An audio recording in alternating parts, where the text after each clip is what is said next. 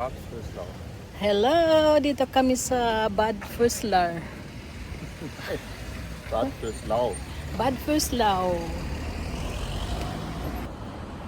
At may pupuntahan kami mga sangkay. Pakita ko yung lugar dito sa Bad Vöslau. Ganda, di ba? Wow! Beautiful. Ang ganda doon, oh. Yan yung ano nila. Bezirksamt. Alis na tayo. Ay, punta pala tayo dito. Napupuntahan kami. Pakita ko sa inyo yung lugar. Yung dinadaanan namin. Ang ganda. So, dito kami guys, naglalakad ng aking asawa dito sa park. Ito yung, ano ito? Sloss? Or, ano man tawag nito? Palas? Sloss? Dito, ha? Sloss Park. Ito yung Sloss or Palace ang tawag. Dito kami sa garden niya. Ang ganda dito, oh. Ganda mamasyal. Oh, mayroon doon tulay. Yan yung aking darling. Sag mal hallo to my vlog. Nein, Nein, warum nicht? so heiß. Zu heiß zu sagen. Ayan, may tulay doon. May mga bata doon, no? Pero bawal mag-picture. So, yan yung Sloss. Vöslau, Sloss. Dito kami sa Vöslau. Ang aking. Dumaan tayo dito sa tulay. Ayan o, may sapa. Doon sa may mga bata. Ay, pero ayokong mag-picture. Kasi bawal. Ayan, ganda oh. Ang linaw ng tubig. Ang ganda dito maglakad. Maraming mga kahoy kaya hindi masyadong mainit. Ja,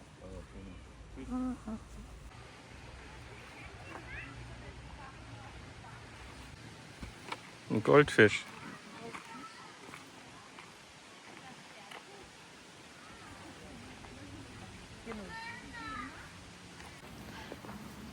Der Park ist so eine schöne Park. Guck, Nee, da ist ein Haus. schön aus. Da geht der Weg. Ayan. Ang ganda dito. Ang daming mga kahoy dito sa park. May mga playground. At maraming mga bata dyan.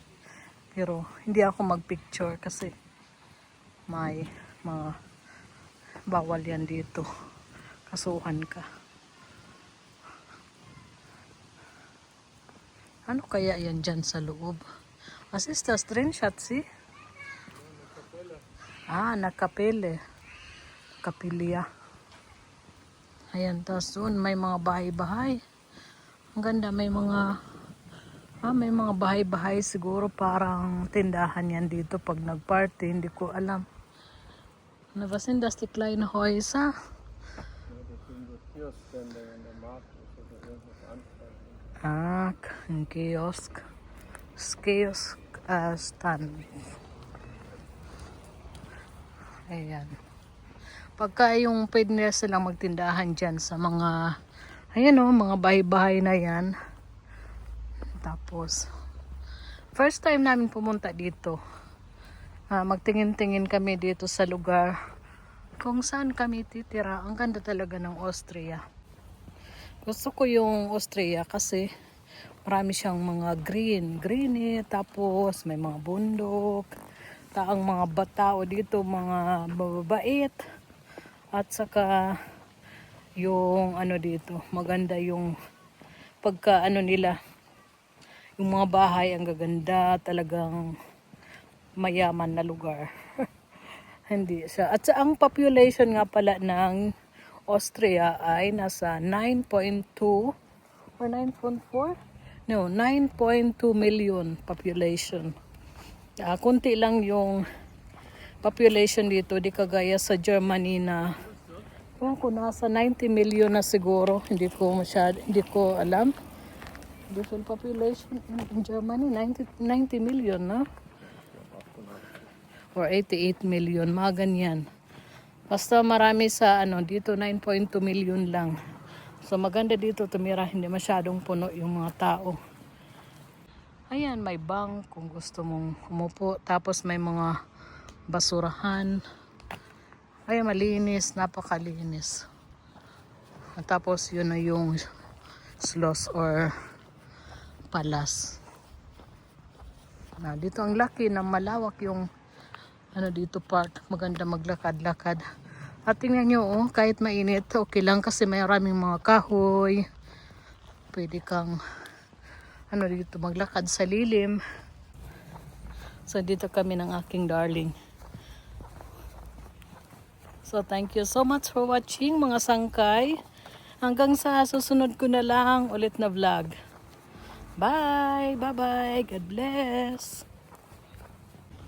So guys, yan nakita nyo yan yung palas. So uwi na kami. At pinakita ko lang yung palas dito na napakaganda. Kasi may pinuntahan kami dito sa malapit. At dumaan na kami dito sa palas na ito. Yan na gusto ko lang ipakita. So, ito yung city ng Bad Vöslau. Ayan po. Nagkape kami kanina dito. Maraming pwedeng magkapihan, restaurant, mamili ng mga damit. Hindi siya masyadong malaki yung city, pero marami siyang mapagpilian.